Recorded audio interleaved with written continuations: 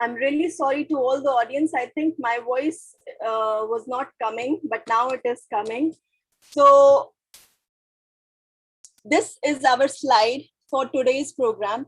I was saying that I have shown you all amount of slides that ICSI, what ICSI is doing, what ICSI is doing for women empowerment, for child development, and Colonel Casey Menon sir is also very much helpful and involved with us as our South India advisor to ICSI.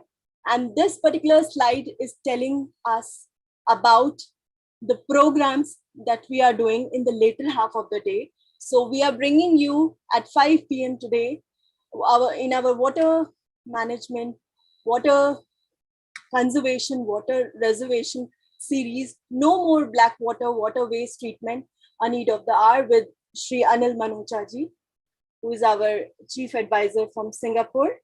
And afterwards at 7 p.m., you can all watch Ayurveda for Global Wellness on Healthy Diets Part 2. We are bringing this Part 2 today, and we have discussed it in the last week as well. And now today we are bringing the Part 2 of this.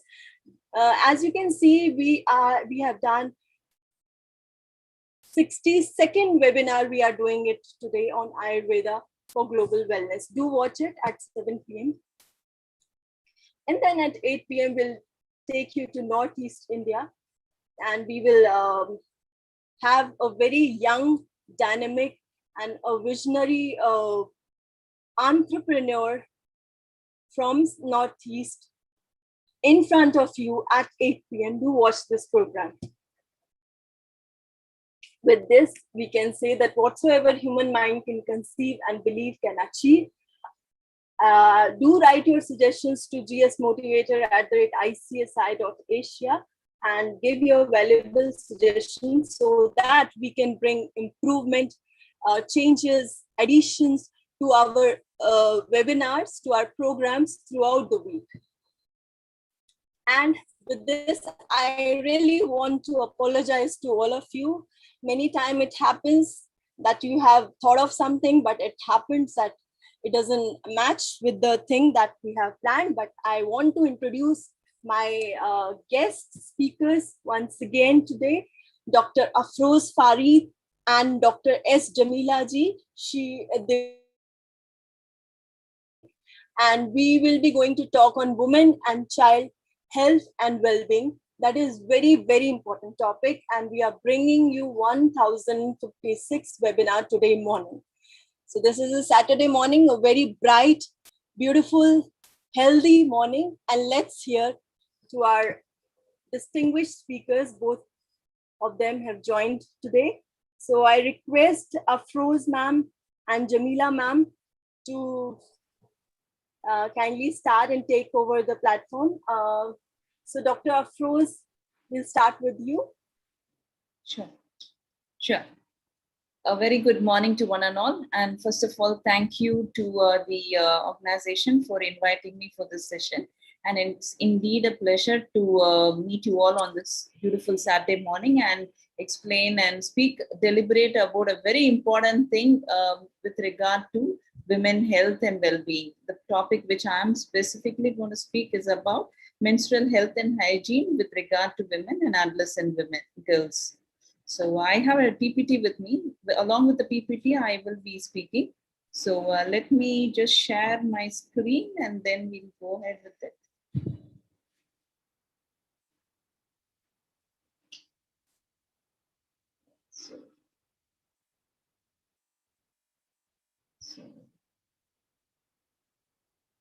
So is my screen visible to everyone?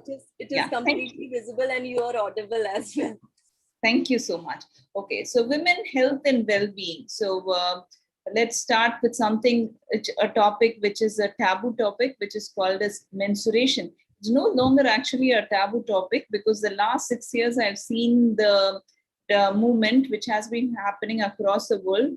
When 6 years ago it was not widely spoken around, but the last 6 years it has been one of the hot center topics, such that our Prime Minister Narendra Modi himself addresses it in the Red Fort during the Republic Day celebration. So if that much is discussed on it, the importance of it cannot be stressed.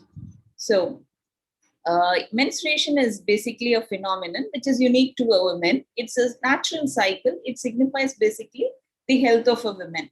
But it is supposed to be very silent, invisible, and it is all associated with lots of taboos and beliefs surrounding it. Reproductive, which leads to a lot of problems, like say reproductive tract infection, which is like a silent epidemic which is suffered by millions of women. Before that, let me have a small statistics. We have the last done statistics that which is available says about that we have about 355 million women who are menstruating in India, of which 225 million women are basically adolescent young girls. So if that many girls are menstruating, then the importance of them being educated and being aware of what is the process, what needs to be done, and how it needs to be done can only be brought into the focus if it is deliberated, if it is spoken by people, and if it is addressed by people around them, and the taboo and the beliefs surrounding us is all broken and shattered. That is one of my purpose. So let's see. The next data says that about 88% of these people who are menstruating with regard to India do not have proper access to sanitary pads, which is a basic thing for all women, and it really affects their health. So menstrual absorbent, if they are not using a sanitary pad, what have they been using? Historically, women as girls have been using multiple products, let's say mud, ashes, straw, corn cobs, wood ash, cot wool, cow dung, certain seaweeds, tissue, cloth, toilet paper, anything, any of these things, rags. Rag is one of the most common thing which is used. These are, you never even would have heard of these things being used by women, but let's say only very marginal percentage of women and girls are using actually sanitary pads. The rest of them are all using whatever is available to them, basically because of lack of awareness and the economical background. So this is next is about the disposable products. So if you see till about 1990, there was no disposable products. Everybody was into all these products, which I had shown in the previous slide. And around 1890, they came up with disposable pad, basically by a nurse who was trying to stop the bleeding for a soldier, and that gave her the idea, and then they started making disposable pad which could be used and then thrown. Initially, it was made out of cotton and stuff, and then they started using non-wovens and basic fusing material, and then it has evolved right now to the level that it is. So in 1920, they came up with tampons. Before that, also there was the practice of inserting seaweeds and sea sponges which could absorb from inside the body itself. So that took morphing, and then what came out, they developed tampons. Tampons came into 1920. And then in 1937, a revolutionary product called as menstrual cup came up. Menstrual cup is again something which is inserted into the body, which collects the fluid, and it can be drained, and it can be changed every 12 hours, and it does not create any pollution or any impact. The usage has been steadily increasing in all parts of the world, and but in India, still around 75% are using wool, cloth, and rags, and there is no proper awareness of all the products across India. So women's health depends upon many things, of which the first and foremost is awareness of what is menstruation. Next thing is the social beliefs and taboos surrounding that topic. Of course, next is the family income. This is going to influence directly on their education and everything. The more educated and more aware they are to the surrounding and the information around them, they are going to improve in their health. The number of family members is definitely affecting the health of the women, and the location where they are, whether they are in the urban area or in the rural area. that's also affecting their health. So, so women belong to different ages, education, and socio-economic status. So menstrual absorbent is something which is very important. So the type of menstrual absorbent they are going to use, they need to understand first what are the types available in the market, and then select one which is suitable to them. Not just because that's one product which is available, they should not stick on to it. They should try multiple things. And like if you want a food, you try multiple food before you decide that this is my favorite food, and you tend to eat that a lot. The same kind of a thing comes for a menstrual absorbent too. You need to try many products and see which actually suits your body. Just because one product was given to you by a mother or is available should not stick on to that product. And the amount a person has on their disposable income to spend on the menstrual product becomes a important thing. When you take like with the government giving rations in Kerala recently, the government along with the ration cards, they gave menstrual cup to all the women. If such menstrual products are given as part of the ration by the government itself, then the amount spent by the people in the houses is going to reduce. And every month, everybody does not have disposable income to spend on these things. One of the reasons why many stick on to rags is because it is readily available in the house and it does not cost, and it is unlike these sanitary pads which you use once and then you throw it off. And every month the minimum like around 30 rupees to around 80 to 250 rupees is required for purchase of that product. So the awareness of this is another very important thing. This awareness does not should not happen once a girl starts menstruating. It should be there even before the girl attains a menarche. Okay, the information has to reach the kid from the parent or the teacher, rather than a set of students where false information possibility is large. So proper information should be shared to all the girls. So now this is a taboo topic. Not many girls discuss about these things, or mother discuss about this. According to study, it is said that girls who were aware of menstruation could handle menstruation and the entire transition more smoothly and more comfortably than those who were unaware about it. And they were better aware about their health and hygiene and their own body than the others. So this is a very important thing, that the mother has to speak to the kids, and the teacher and the education system has to see to that the kids are aware of it. It's not just the girls who have to be made aware, it's also the boys who have to be made aware of it. So it's a natural process. So it's not like barring that so and so only should be aware of it. So this being aware itself will start stopping this reproductive tract infection possibility and other related infections. Awareness about the hygiene and hygiene practices and is very important, because they need to know how they need to be clean, how they need to approach it, and how often they need to change the product. All these details, small things, so insignificant it sounds, that it does not percolate down the masses, down end of the line. So people are not aware of these things. This has to percolate, it has to be spoken about, it has to be discussed. It should not be assumed that they would know it. So there are most of the people face discomforts and common problems. So this also has to be discussed, so that they know what is the solution possible and how they need to handle it. So awareness and discussion on that is very important. So I'm going to play a video here. So I want you all to watch this.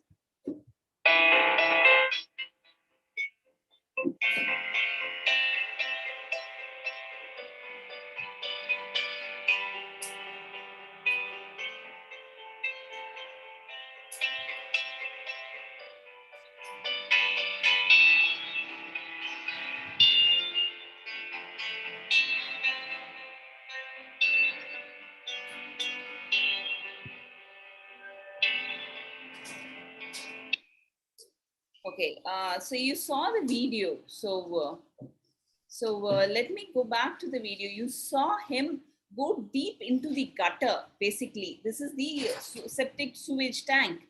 He's going into it. He's hardly clothed. He's going into it and he's bringing out something and he's throwing out something white in color. shocked as it might be, he's basically unclogging the drain because it is overflowing with all the products that would definitely come out of the latrines, and he is going unclothed into it, and he's basically unclogging rag and sanitary pads. These are two common things which go and clog the drains. Okay, so as a result of this manual scavengers, you have about 1,340 deaths in the last 10 years in India. About 294 manual scavengers have died only in Tamil Nadu itself. Though this practice is said to be discontinued, it has not totally been discontinued. The government has been trying to do its best to give equipments and stuff, but certain products, when it is clogged, they are not able to unclog it, and still the practice of sending men inside the sewage pit to unclog it is happening, and he's basically unclogging. So if you see in the picture, the white thing what he's throwing is probably a sanitary pad or a rag or something, which a diaper which was used on a kid. These are the common things which clog. So you basically, what I'm trying to tell here is people have converted from rags or some other product to a sanitary pad, but they do not know the right way to dispose even a sanitary pad, and thereby risking the lives of many other people and causing problems for the others. So information should not be constrained to one small thing. Information should be continuous. The it was, see, the second thing is, every time you go to a public toilets, you often come across this site. What is this site? The women actually have taken off their soiled sanitary pads, rolled it into balls, and placed it along the bathroom edges and the walls and windows. Why? Because they are so ashamed to take that product out and throw it into the dustbin.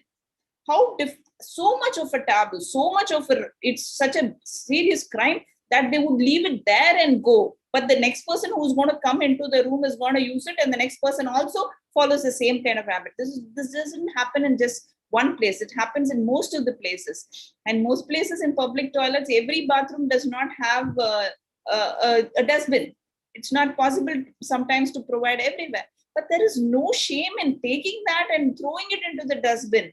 So that much of a taboo we are surrounded with. This picture was actually clicked by me in Vandalur Zoo, which is in Chennai. So I went around. I go around checking how things are, and so I clicked this picture. So you can understand, this is just one place which I have clicked. There are so many other places where similar kind of a thing happens. So never. The first thing which I was trying to say is never, ever, ever, ever, ever flush it into the latrines, because that clogs. That's really bad, and you might get done with it, but then the others, you need to think about it. So if not that, then you need to wrap in. You cannot place it just as and where you leave it, you like it. So it's not a crime. So you can just always carry a paper or something, or a cover or some kind of a thing, disposable wrapping material, in which you can wrap and then carry it with you out, and then throw it properly into the proper dustbin from which it can be thrown. So improper disposal, okay, we are just leaving it in the bathroom and we are just leaving it out without proper disposal. What happens is, so these people, these are common people you see around you, the people who are cleaning the bathrooms, who are going around rag pickers, and when they pick all these sanitary pads which are scattered around and half eaten by all kind of insects and everything, so they tend to get a lot of skin infections and rashes and stuff. Imagine their situation and plight. How simple it is to just discard it in the right way that people don't practice. That it leads to so much of discomfort and problems for the others. Another thing is incinerators. Incinerator is a good way to burn the pads. But not most incinerators are of the right burning capacity. So and people tend to burn a lot of these products just like that. Burning it, actually, it contains a lot of chemicals which absorb these the blood and keep it inside. So the blood and the chemical definitely reacts. That is why there's often you tend to come across a smell. So now these chemicals which is released when you're burning is basically dioxins. Now dioxin is something which causes cancer. So just like that, randomly burning all these products, you're going to end up in a long run giving cancer to all those people who are surrounding in that living in that area. So proper incinerator facilities should be provided in all public toilets, public places, schools, and everywhere. They're starting to provide, but these incinerators, most of the time, just for the namesake, they are there. They do not burn at the right temperature. That also has to be taken care of and this thing, because by and large, the health of the people cannot be compromised. So as I was telling, the sanitary pads is full of chemicals, which often leads to soreness, rashes, drying, and itching sensation around the vagina and the vulva. India has, as I said, about 355 menstruating women. 58 billion sanitary pads are used each year. So imagine the amount of disposable pads that which is accumulating every year. 43 million people use sanitary pads, and let's say each person uses about 1% uses about 4 pads a day. 5 days during their cycle, 12 months till for about 40 years. So each one brings in about 11,520 pads are used. 11,520 pads is like a small hill, small mountain, or a small room size.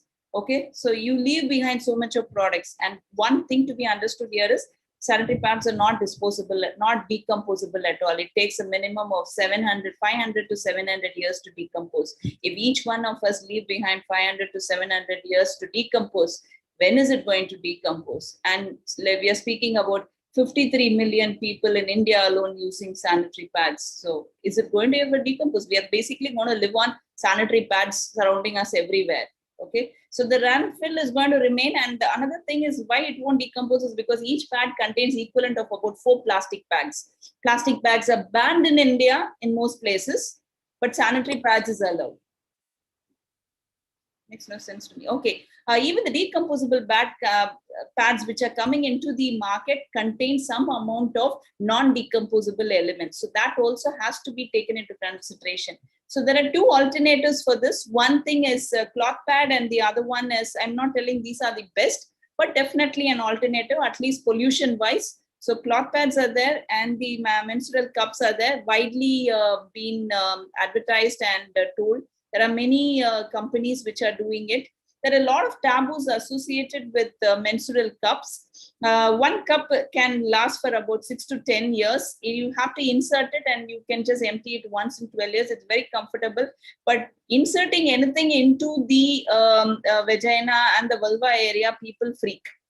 So this all will come down when people start speaking about it and telling that it is a natural thing. There's nothing to freak out about. It's nothing. Nothing happens inside. It's a normal thing. So there's nothing associated with a virginity and the hymen breaking and all those things that a young girl should not use it. It's a very comfortable and very good alternative for to take care of the period. So it should be brought to notice of all the people. So the cost involved with it, like say for 30 years, you will be spending about 60,000 in a sanitary pad. In a cloth pad, you will be spending about 13,500. With regard to menstrual cup, you might be spent. It's an investment. Like once you do it, it lasts for 6 to 10 years upon how you maintain it. So it's about around 3,000 to 5,000 rupees, so much less in the long run than the other products. And so apart from this, I don't know how much time is left. Apart from this, there's few other things associated with this topic. Regular checkup and monitoring of your cycle is very important for everyone. This most of the people don't do. They need to keep a calendar and keep a check as to how often the cycle is. The cycle usually lasts somewhere around 24 days to 36 days. That's a normal kind of a cycle. So anything lesser than that, more than that, you need to check if it's happening regularly. If it is happening like that, then it needs to be brought to the you need to visit a doctor and check up if something is going on inside the body. You need to correct that. So there are a lot of issues when it goes to young girls go to doctor. There is a lot of patient shaming which happens. They say that it is like the country is changing. People are liberating. They are moving forward. there's a lot of live-in relationship. People have sex before marriages. That's supposed to be the person's choice, not the doctor's condescending voices or passing comments on that is just not accepted. So most of the doctors in this patient, also those who are educated, also refuse to go to doctors because of their comments or their kind of an attitude towards young girls. So that kind of a shaming also should not be done by doctors. I'm not telling that every doctor does that. A few do that, and that marks the patient from being free with their doctor. You need to feel free with the doctor to open up and come up with all these kind of an issues and speak to them. Should be a friend rather than the parent there at that point. You are going to a doctor for a reason. Okay, so this kind of an open attitude would stop a lot of urinary tract infection and reproductive tract infections, because all these things happen because of improper hygiene and certain things which are not practiced by people. And and another thing is polycystic ovary and PCODs and issues, endometriosis, all these things are normal. There is hardly any awareness on all these issues.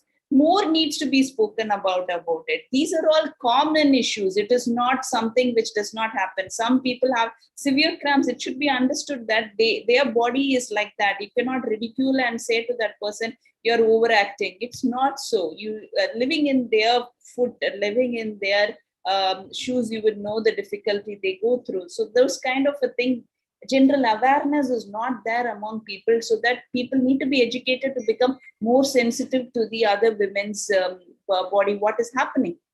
Okay, so important thing is being healthy, eating healthy foods, taking care of your health, being clean, being not following all the random myths and beliefs which the people have been telling you, questioning the basic idea why those things are being told, then analyzing it and understanding if that is the right thing for you, and then following it is very important.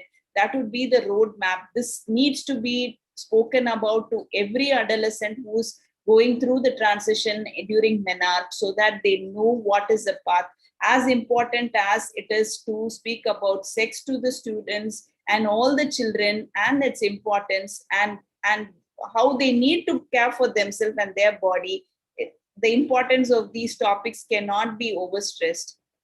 So we all need to rise up and open up on this topic. We need to break the social stigma and speak up on this topic.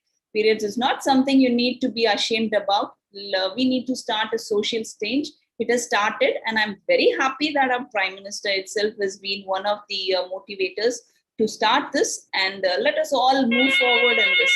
Thank you. Thank you so much, Dr. Afroz.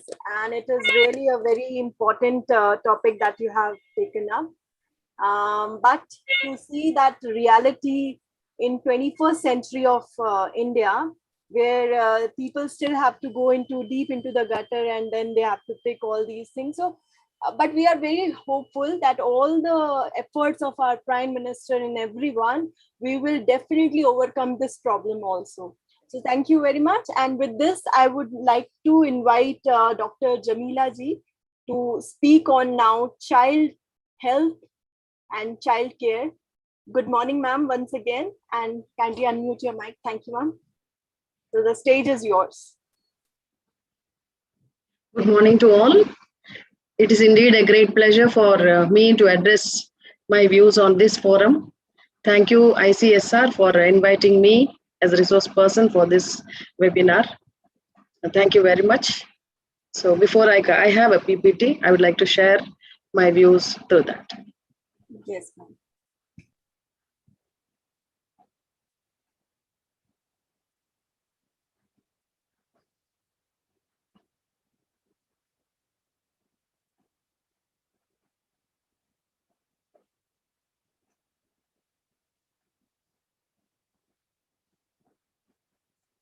Transferring.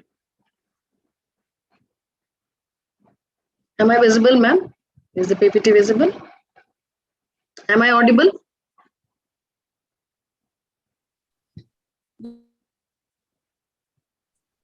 Yes, ma'am, please go ahead. It's perfectly fine. Today, I'm going to talk about unearthing the impact of COVID-19 on children and adolescents. This is the most important thing we have to deal today. All of us know that the COVID-19 pandemic has led dramatic loss to human life worldwide, and it is presenting an unprecedented challenge to public health, food systems, and world of work. We know that. So, the most important thing I thought of discussing is children, because this is these are the group or the vulnerable group who are being affected more because of the closure of schools and colleges. Amidst the COVID-19 pandemic, one of the most shared experiences has been of isolation, quarantine, and social distancing. Most of the experiences are not shared. Everyone has undergone this trauma, but most of them are not shared with others, except the family members who we used to sit back at home and see the TV and see so many deaths on TV, and we used to become more scared than ever before. This pandemic era requires mindset and life skills for rapid adaptation and resilience. The mental health consequences which COVID-19 has presented are vivid, and these pose a monumental challenge to current and future health systems, in particular, children and adolescents. Children, by children, I mean the children who are below the age of 8 years, and adolescents from 8 to 18 years of age. These two groups are challenged by these trying times in novel ways. Navigating online and hybrid learning scenarios have required increased online presence, accelerating a dangerous curve of media addiction, stress, and loneliness. Children need to be in physical contact. Actually, when we say a child, she or he has to be in physical contact with the society, with the family, with the parents, with the siblings. And they have to learn social norms. Instead of that, abrupt withdrawal from school, social life, and outdoor activities, in addition to increase of this domestic violence and food insecurity, have created new stresses translating to higher incidence of post-traumatic stress, depression, and anxiety.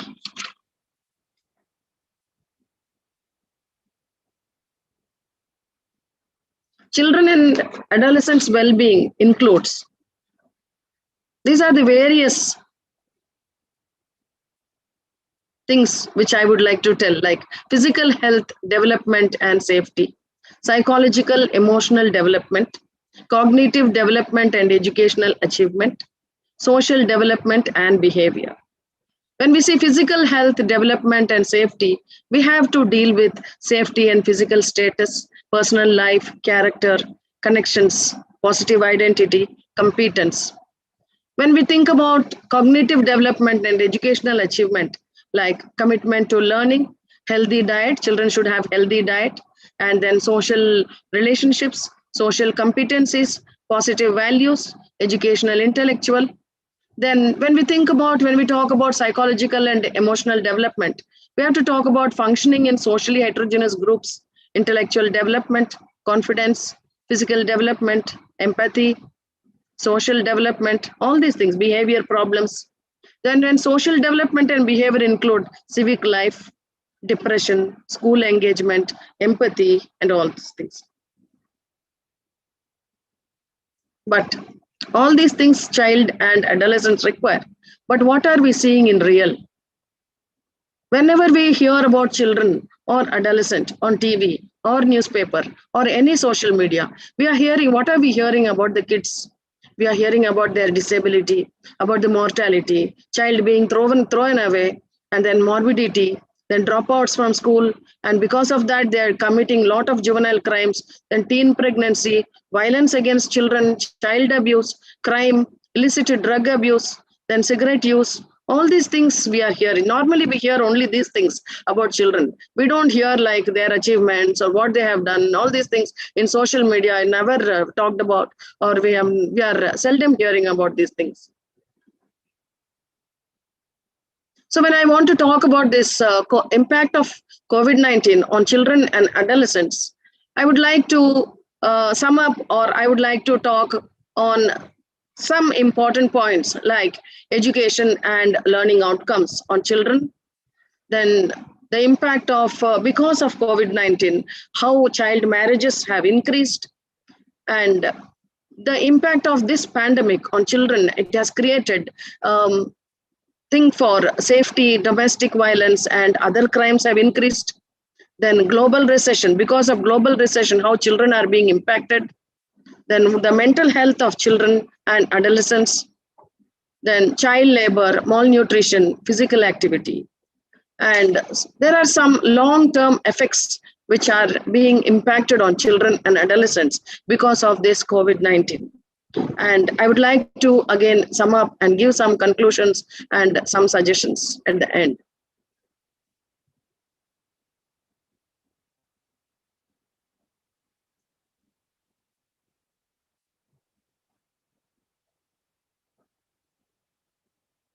So the first one, education and learning outcomes. When we deal with this education and learning outcomes, school closure alone was the only way to reduce COVID-19 related mortality actually. India was one of the countries which closed schools as early as a March 2020 itself. And it moved to online learning with virtual platforms as an emergency and emerging measure. The UN, in its report in August 2020, warned that prolonged school closure would result in higher incidence of dropouts, especially among girls, and that too girls who were living in poverty, those with disabilities, and children in rural areas. The government has taken various steps towards online education, but there are still many drawbacks because there is no connectivity, or children in rural areas and poor background and children who are living in poverty would not access to education because, and these gadgets like mobile or internet, social media, all these things they could not access, and so that it created an impact on children and adolescents from the poorer background.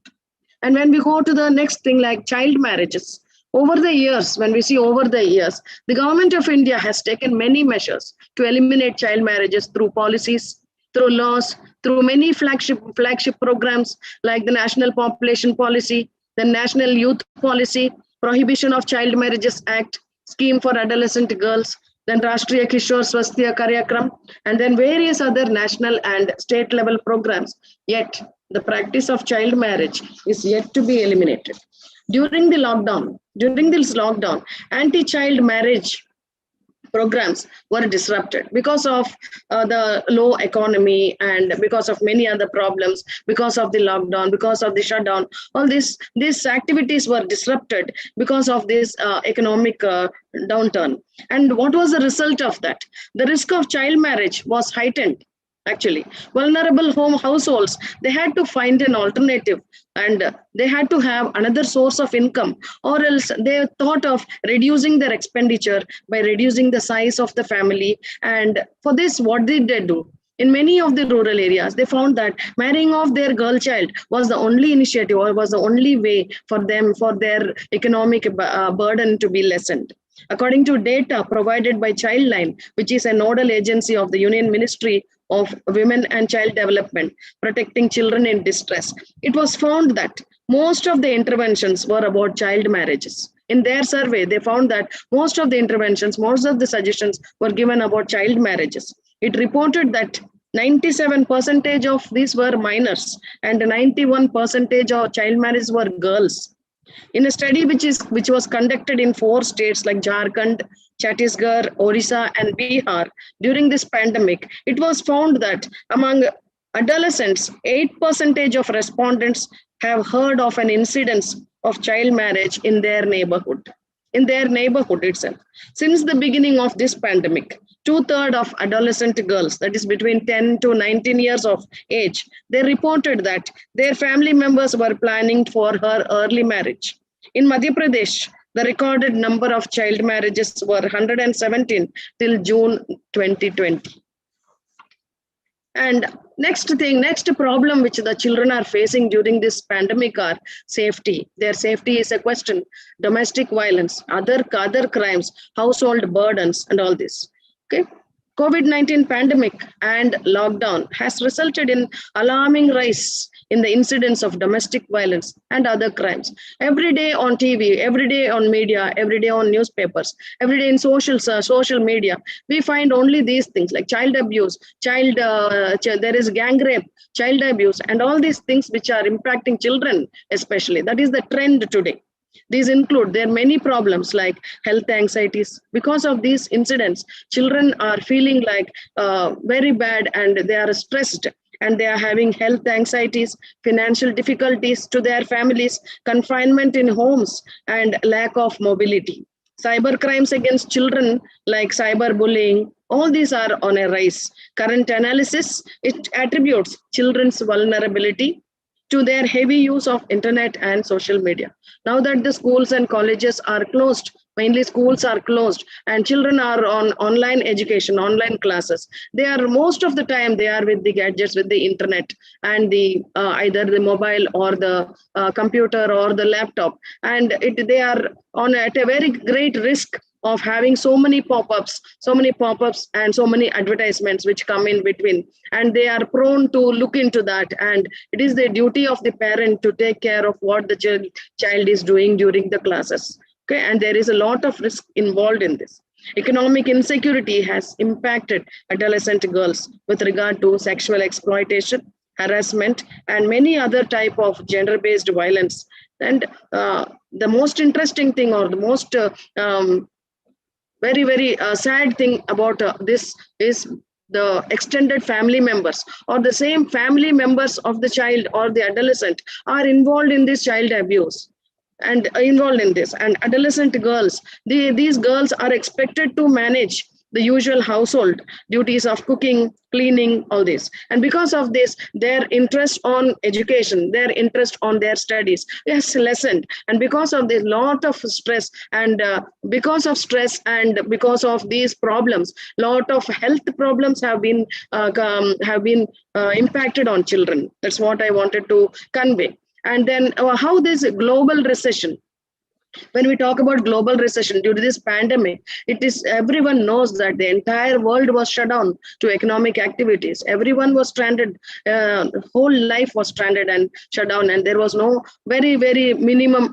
global economic activity was going on. And because of this, there is a global recession. Physical distancing, lockdown measures have resulted in a very important and significant reduction of economic activities over all the major economies of the world. And this is resultant is global recession. Income shocks of household level have devastating effects on children. It was very devastating, and particularly those living in poor households with limited assets. And these people are the most affected when compared to other people who are in the higher income groups or entrepreneurs or whatever it is. And domestic workload, that also impacted children very much during this COVID-19 lockdown. And next thing is the mental health. We would like to see how the mental health of children is affected because of COVID. Children and adolescents are very vulnerable. We know how to tackle stress and we know how to come back to normal. Even resilience is very quick in the adults. But when compared to adults, children and adolescents are facing lot of difficulties. I mean, they are unable to comprehend entirely about their situation to the adults, nor they are able to communicate their feelings to the adults. This vulnerability has increased and heightened during this pandemic, and it disrupted their normal lives. Children's lives and adolescent lives are totally disrupted because of the pandemic, and it has affected their mental health. Because of their addiction to internet and social media, many of them suffered anxiety. Women or parents, both parents working from home, and the child is on the online classes, and little concentration or little interest or attention is on the child. Parents' attention is lower now because the mother has to look after the household work and then take care of the child and also work from home. Even the father, the other parent, the father also has to take care. So little or less attention is on the children and adolescents, and because of this, most of their concentration, they get addicted to social media and the other physical activities on internet, and this is why they suffer anxiety, then depression, sleep disturbances in children, and loss of appetite. And there are many measures which are implemented by the government. They have this toll-free number or website called Manodarpan, which is teaching life skills to the children. And there is another psychological support system, Children for Children and Adolescents for Mental Health, called as Snehi. And Kerala was one of the first states which included or which introduced a system called Kutti Desk, and whose theme was our responsibility to children. Children were trained, about 200 children were trained to run this program in order to improve their mental health, actually. And then the next concept is like child labor, malnutrition, physical activity. Children, when they are exposed to vulnerable conditions during this pandemic. So this pandemic situation, though all of us are at home, but because of the internet and social media, and then there is no mobility of children, no external activities, no going outside and wearing a mask always if they want to go out. And all these things were really, it was curbing the activities of the children. And they were exposed to vulnerable conditions during this lockdown. As lockdown restrictions were lifted, slowly when lockdown restrictions were lifted, cases of child labor, because all of them, they lost their jobs. Most of the workers who are below poverty line lost their jobs, and in order to have economy or in order to balance the home situations, they had to send their children to work. So child labor cases increased.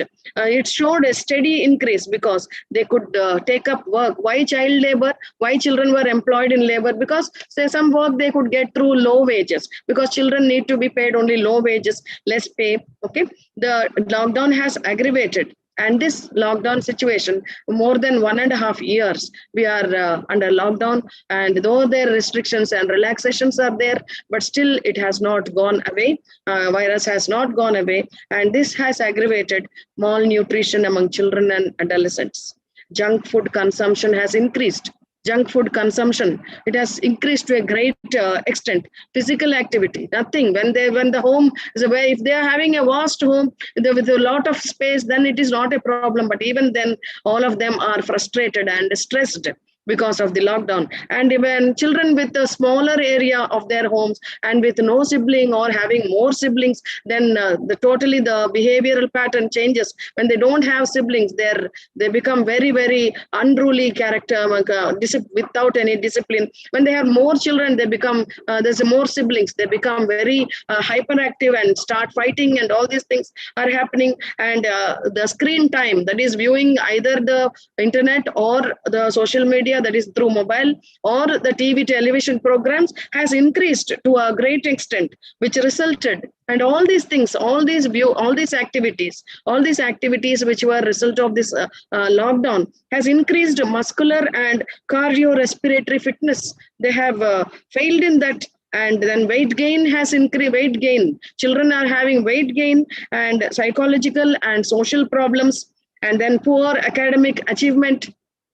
Online exams were conducted, whether it was school, whether it was a board exam or not. And then the children were having a lot of stress because board exams, they were not sure whether they are going to write the board exam or not, the 10th and the plus 2 students. And when you take the children of the 5th grade and below and 10th grade and below, they were also having examination online classes, but still they found out there were a lot of malpractices. Children are now, they are learning so many other tactics of writing their examination, and then proctoring system was there, but still there were many loopholes to that, and real learning was not going on. real learning was not going on. But there was no other go than having an online class, so that there was a continuity of education.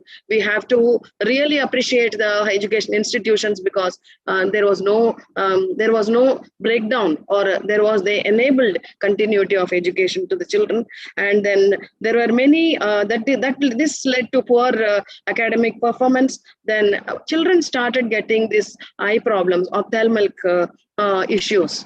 Okay, and most of them, they had to have this specs, and they had to go for eye checkup. And most of children, even in my neighborhood, I have seen having this vision problem and these things. So overall health of the child and the adolescent was totally impacted by COVID-19. Not only the children and adolescents were impacted, health wise, everyone, even the adults were impacted to a great extent. Okay. And not only this, when coming to these were all shorter term effects. These were the effects of COVID-19 within the home. And so what is the long term effects? Because of this COVID, it is not going to be over now, or even after 6 months, or even if one year. I don't think so. This COVID is going to get over. Though maybe there is a lot of lockdown relaxations are there. Today, all the states, all the nations are relaxing their lockdowns, and people are coming out and think. But we have to, it is a clear indication of wearing masks. That means there is a virus. Virus is not going to end in near future. So there will be lot of longer term effects. So some of the longer term effects I would like to mention are, so there is a long struggle to contain this virus. Not only it prolongs the pain, there is a lot of pain. Many, we have lost our loved ones. Many children have lost their parents, either of the parent or both parents. And we have lost all our beloved people around. And we ourselves have been impacted very much. I myself have been impacted by COVID-19, and went to very serious conditions. And I can never forget the trauma which I had undergone. And thank God that other members of my family were saved from this virus. And now, though I have recovered, but still I have all the many side effects of this COVID-19 on my health. There are many side effects. Okay, and there is a long struggle, and this pain caused by this pandemic, it raises the prospect of pandemic's impact, and it will go on lingering. The impact is going to linger for many more years, and it is going to be persistent, and the effect of this is going to be on children and adolescents for a longer time. And the third wave is going to come. It is predicted that the third wave is going to impact the children and adolescents greatly. Okay, we have to take many measures that the third wave, we have to escape from the third wave. We have to give vaccination and many other important, like we have to see that the children don't get impacted during the third wave. For instance, some long-term effects I would like to mention, like for example, the longer the schools are closed, for long time the schools are closed. Even they reopen, it is only for the children who are going to write the board exams are going to be reopened, like 9th standard, 10th, 11th and 12th standard. But what about the children who are below that? Okay, they are very small, the small kids. For all these children and adolescents, schools are closed now. So as long as the longer the schools remain closed, the less are the children likely to catch up on learning and essential life skills. They need lot of life skills. They have to socialize. They have to go to school to learn many things. At home, I don't think they will learn the real life skills which they require to become good citizens of tomorrow. And this healthy transition to adulthood, for a healthy transition to adulthood, they need lot of life skills. And these life skills can be imparted only by schools, educational institutions. The longer immunization campaigns are suspended. Till now, we have not got the vaccine for children. They're saying in our country, they say we are going to have it, but we do not know. We are not sure of when the vaccine for children will be implemented, actually. So the longer the immunization campaigns are suspended, the greater and more costly will be the struggle to eliminate this virus. Once the children start getting this virus infection, then it will really, if schools and colleges are reopened and without vaccination to children, really the children are going to face a great loss. The tomorrow citizens of the nation are going to be impacted very greatly, and it will definitely show a great impact on their health and well-being. Learning their lessons or education, that more than that, health is very, very important for anyone who is born on this earth. Children who are facing acute deprivation in nutrition, already they are having a lot of problems in nutrition, then protection and stimulation, prolonged exposure to toxic stress. They are going to have a prolonged exposure to toxic stress. They are likely to develop lifelong challenges as their neurological development is impaired. Neurological development, because of this lockdown, it is impaired. It is they have impacted this virus has impacted the lives of children and adolescents greatly. And because of this, they are going to have a very long and lifelong challenges of good health. Children who drop out of school will face not only a higher risk of child marriage, already they are having an online education only, and because of this, even on online, if they are going to drop out of because of they don't have, many of the rural children, they don't have access to internet and other facilities as the other children in the urban areas. So due to that, there may be a dropout. Two children may be dropped out, especially girls. They will definitely drop out from schools, and if that happens, the number of child marriages, the number of child laborers, teenage pregnancies definitely going to increase. This is going to be a long-term effect of this COVID. And children who face not only this, there may be breakdowns, family breakdowns. So I'm talking about family breakdowns during this period of pandemic. It has heightened the stress level among the children, and they are having a risk of losing support and security. And when children's well-being depends on that, because parents are at home, work from home, and between the spouses there may be problems, there may be misunderstandings, there may be arguments, and because of these increase of arguments and having this type of hostile atmosphere at home, this will definitely impact the children and adolescent, and that will have a longer effect on them. And when this is the longer term effects, and because of this, what is going to be the future of children and adolescent because of this pandemic? The future, when the future, we talk about the future, it is like I have some suggestions to talk about the future. Like educational institutions, they must provide support to the returning students. Now children, after this lockdown relaxation, schools may reopen in near future, and when they return to schools and colleges, they must have the access to highly skilled mental health professionals. Schools must provide highly skilled mental health professionals. They have to hire them, and they have to create pathways for students to access these resources. The teachers must be given lot of training on how to deal with the students who have returned from home after a lot of stress, a longer period of stress. And so the teachers must turn themselves into cornerstones of emotional well-being. More than being a teacher, more than teaching the lessons, more than giving them only the school education from the lessons, the teacher must turn herself into a facilitator. She must become a cornerstone for the emotional well-being of the child who is coming back after this pandemic lockdown. Adolescents depend on their mobile devices now, because of they have spent a lot of time on mobile, and then they have spent a lot of time on this internet and these mobile devices to connect with their friends. They had this only because when children have gone to next standard, during this lockdown, they have passed one standard, one class, and they have gone to the other class. They have contacted, or they had connected with their friends in the next class only through this internet and social media and these online classes. And because of that, it is very, very important for the parents to help them to use the screen time in a good way. It is the responsibility of the parents to advise the children to conduct themselves in such a way that they have that connectivity with the school, with their friends when they go back to schools. And They must be taught to limit the usages or usage of this social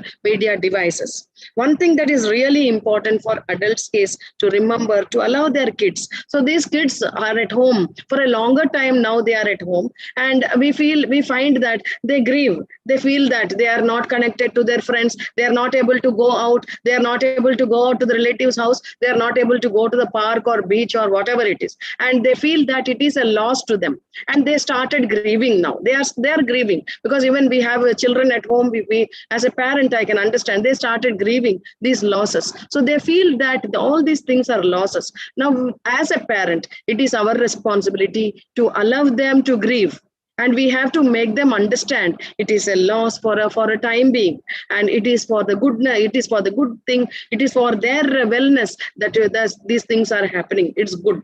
Okay, and they must be taught how to conduct themselves, how to maintain social distance once the schools or colleges are going to reopen. Their grief over what they're experiencing or getting to experience later, they have to understand. Parents must tell them that this all these things are real, and they have to need, and it is a need to give them time to process it. We have to make the children understand the reality. This is the responsibility of the parents. This COVID-19 pandemic, it is a potentially catastrophic for many children around the world. Its impact is unraveling global progress across several of the sustainable development goals for children, putting already ambitious targets out of sight. All the ambitious targets for children, all these are out of sight. All the flagship programs, all the other welfare measures are at a standstill, or are at a very slow progress or a slow rate because of the pandemic and economic turn down. And because of these things, we have to allow these things to happen. We have to understand nobody had expected 1 year or 1.5 years back that such a virus is going to attack the earth, and all of us, all our lives are going to change once forever. We are going to change our lives. Our attitude towards life has changed. We would never expected, or we never even thought about this type of a situation. So we have to accept the reality, and whatever is there, whatever we are undergoing has to be accepted actually. Hence, progress on three important areas. We have to make measure important areas. That is, like, we have to get more information. When we have knowledge, it is power. We have to make our children and the adolescent children at home, we have to make them, we have to empower them by giving them more information about social distancing, about the other activities or other problems which are going around the world, other children, whatever problems they are undergoing, what the government is going to do to us, what the government is doing, and how their future will be. All these things, more information has to be provided to the children through parents, through education institutions, through the government. And then there should be, as a world, we should have more solidarity. Solidarity is very, very important. Only together only we can rule. If we are divided, definitely we are prone to fall only. So we have to stay together. Whomever, we have to educate the children of, if they stay together, unity is strength. That they have to understand. And then more action must be taken to educate the children in whatever way possible, by the parents, by the institutions. We have to take care of all these things. And the most important thing for children and for these adolescents is, we are talking about the well-being, because we are bothered about the well-becoming. So today's children, when we see on this slide, you can see today's children, they are the happy if they are happy, and if they are healthy, and if they have proper nutrition, then their well-being is there, and this is going to lead them to become well-becoming, or good citizens of tomorrow's world. This is what we have to make. We have to bring awareness to the children. We have to take care of the children, and we have to give them whatever needed for their life to enjoy their childhood. Actually, many of the children have lost their childhood during this period, during this pandemic. This pandemic has created great impact on children, and we have to make it at home. We have to make them, as far as possible, we have to bring back their childhood, and we have to make them aware that today this is only a temporary problem, and their very, very, very bright future is waiting for them, and so that they can become good citizens. Never lose heart, or never lose hope about this pandemic. Okay, and this is an unprecedented crisis. We have to teach them, and it presents unprecedented risks to the rights of children, the safety and development of world's children. We have to work together. My suggestion is we have to work together to make progress. We have a chance to not only defeat this pandemic, but to transform the way we nurture and invest in the young generation. We have to try to transform. Now that the online education has come, and it will definitely be a part of our education system. And most of the time in rural areas, computer education, they never even thought about that. And this pandemic, one good thing happened is the introduction of these online classes and this virtual education system. It has brought all of us very close together, being having enabling us to stay safe at home, but still connected with our friends and with the education systems. Okay, and we have to act now. We have to act decisively and at a very large scale. This is not a gradual issue.